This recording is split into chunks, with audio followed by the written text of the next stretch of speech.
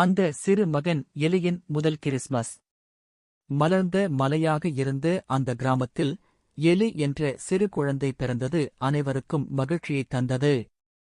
எலியின் பிறந்த நாளுக்கு சில மாதங்களிலேயே கிறிஸ்மஸ் பண்டிகை வந்து சேர்ந்தது.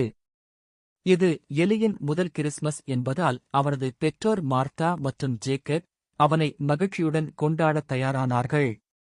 கிறிஸ்மஸ் கொண்டாட்டத்திற்கு தயாராகும் குடும்பம். கிறிஸ்மஸ் தினத்தை சிறப்பாக கொண்டாட ஜேக்கப் ஒரு சிறிய மரத்தை வாங்கி வந்து வீட்டில் அலங்கரிக்கத் தொடங்கினான்.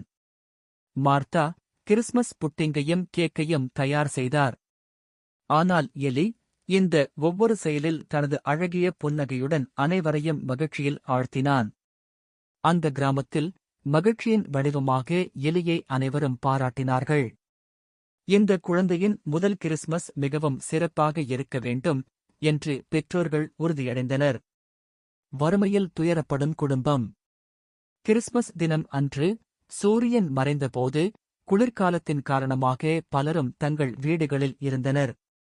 ஜேக்கப் கிறிஸ்மஸை கொண்டாடும் மகிழ்ச்சியுடன் இருந்தபோது வீட்டின் அருகிலுள்ள பாதையில் ஒரு பெண்மணியும் அவரது 2 குழந்தைகளும் நடந்து சென்றது கவனத்தில் படுத்தது. அவர்கள் வறுமையில் இருந்தனர். குளிரால் நடுங்கும் அந்த குழந்தைகள் உணவுக்கு ஓலமிட்டன. மார்த்தா அந்த மக்களை பார்த்து கண்கள் கலங்கினார்.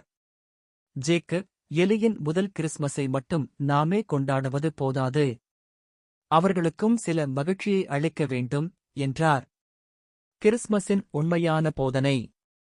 அந்த குடும்பத்தை வீட்டிற்குள் அழைத்து ஜேக்கப் மற்றும் மார்த்தா எலியின் புட்டிங்கையும் கேக்கையும் அவர்களுடன் பகிர்ந்தனர்.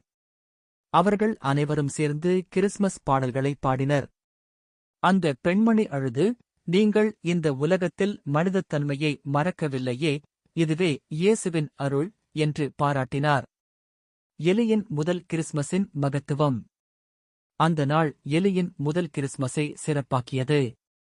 அவர் எந்த வார்த்தையையும் புரிந்து கொள்ள முடியாத குறும்புக்காரனாக இருந்தாலும் அவரின் பாசமென்ற ஒளியும் அவரது பெற்றோரின் கருணையும்தான் கிறிஸ்மஸின் உண்மையான மகத்துவத்தை எடுத்துக் காட்டியது. முடிவு. கிறிஸ்மஸ் அன்று மகிழ்ச்சியை பரப்பும் காரியம் மட்டுமல்ல, அது மற்றவர்களின் வாழ்க்கையில் ஒளியை கொண்டு செல்லும் வழியாகவும் இருக்கும். எலியின் முதல் கிறிஸ்மஸ் ஒரு கிராமத்தில் அன்பும் கருணையும் நிரப்பிய ஒரு நாள் என்றென்றும் நினைவில் நிற்கும். கதை அறிகுறி. கிறிஸ்மஸின் மகத்துவம் அன்பை பகிர்வதில் மட்டுமே உள்ளது. ஒரு சிறு குழந்தையின் பாசமும் பெற்றோரின் கருணையும் அதை உணர்த்துகிறது.